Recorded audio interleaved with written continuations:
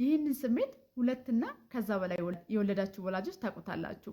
አብዛኛውን ጊዜ ታላላቅ ልጆች አዲስ ሕፃን ሲወለድ ደስተኛ አይሆኑም። ደስተኛ የሚሆኑ ሊኖሩ ይችላሉ፣ ግን አብዛኛው ደስተኛ አይሆኑም። ምክንያታቸውም እንደምታውቁት እነሱ ጋር የነበረ ትኩረት የሚሰጣቸው አቴንሽን ሁሉ አዲስ ወደ ተወለደው ሕፃን ልጅ ይሄዳል ብለው ስለሚያስቡ ነው። በተለይ ሕፃናት ከሆኑ ሪግሬቱን ላይ ያደርጋሉ።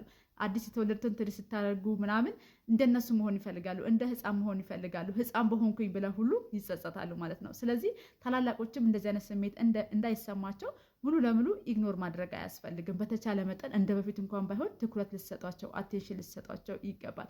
ጊዜ እንኳን ባይኖራችሁ ታናናሾቻቸውን አዲስ የተወለዱትን እንዲያጫውቱ፣ ዳይፐር እንዲያቀብሏችሁ፣ ልብስ እንዲያቀብሏችሁ እና እዛው ባላችሁበት ቦታ ሆናችሁ ትኩረት መስጠት ስለተሰማችሁ ስሜት እንዲነግሯችሁ በማድረግ እና ሞር ስታቀርቧቸው አዲስ የተወለዱትንም ይቀበላሉ፣ እንዲሁም ከዛ ስሜት እየወጡ ይመጣሉ ማለት ነው።